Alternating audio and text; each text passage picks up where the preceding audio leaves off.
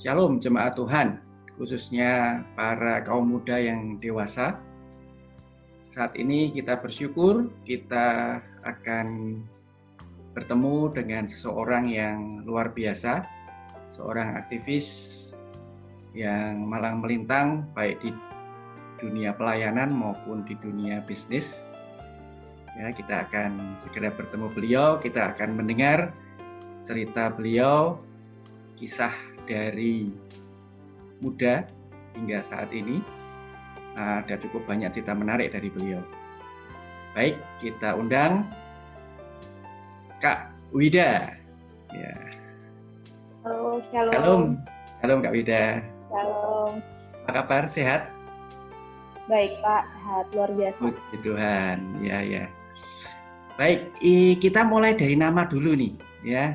Kita tuh mengenalnya tuh Kak Wida Putri, tapi kok namanya muncul ini, loh gede. Panjang ya Pak. Ya.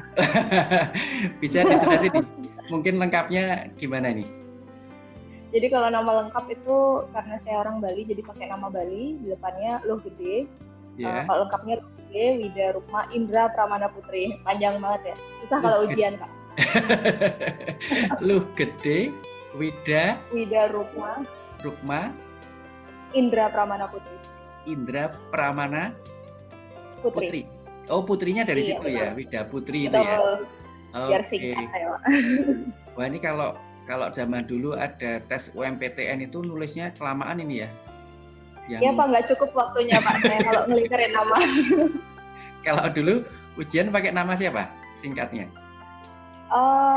LGD Wida Rukma IPP. Biar ini.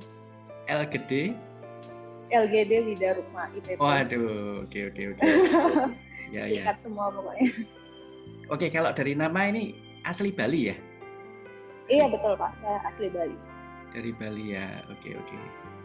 Ya, baik Kak Wida, ini saat ini diminta untuk bisa sharing ini. Dari dulu awal mula kehidupan Kak Wida ini bagaimana sampai sekarang, mungkin cerita dari foto yang dikirimkan ke saya. Boleh. Oke. Boleh. Nah, ini foto pertama ini yang mungkin bisa diceritakan. Oke, jadi karena saya ini kan berangkat dari keluarga yang memang non-Kristen ya.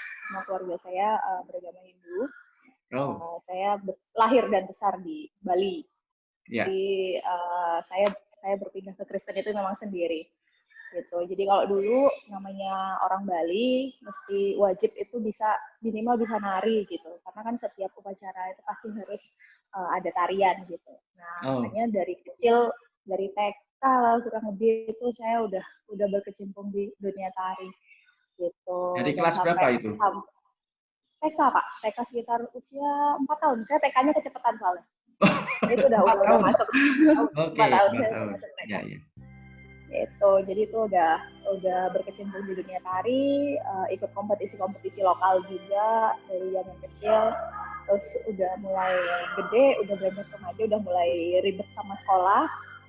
Akhirnya stop untuk di tradisional karena kan pengennya jadi anak yang kekinian ya. Jadi memilih beberapa lini yang lebih ke modern kayak gitu. Makanya waktu kerja juga masih tetap nari. Itu terakhir yang baju hijau yang foto tengah itu tahun 2016 kalau nggak salah. Foto itu diambil gitu. Dan sampai sekarang juga kalau emang misalnya di kantor gitu kadang ada acara apa masih tetap ikutan perform sih gitu. Jadi tidak hanya tari Bali ya? Tidak Pak, saya kontemporer juga. Kontemporer, oke. Gambar di FJ mungkin mau merekrut. Oke, foto pertama cukup atau ada lagi? Cukup sih Pak. Itu intinya kehidupan saya itu semuanya itu selalu berkaitan dengan tarian. Sebenarnya dari filosofinya sendiri pun itu tarian itu gerakan tarian itu adalah harus ada motivasinya. Jadi ya kehidupan itu ya harus seperti tarian, harus tetap ada motivasi. Oke, baik. Oke, kita ke gambar kedua ya. Baik. Nah, kalau ini sih ketika kerjaan sama studi, karena saya kan jadi satu tuh periodenya sama, periode memulainya sama. Jadi ketika saya kuliah, saya juga sekaligus bekerja. Dulu saya kuliah asisten, jadi mahasiswa asisten.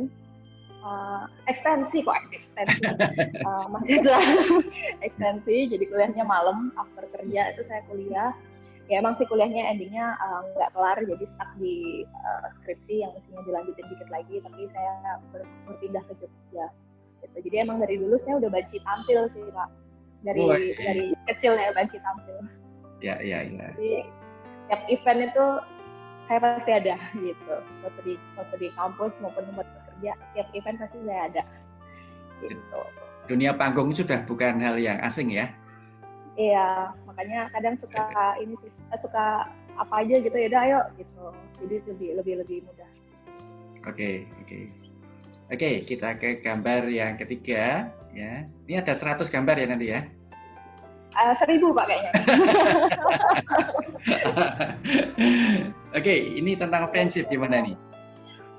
Friendship ini sih sebenarnya juga berkaitan dengan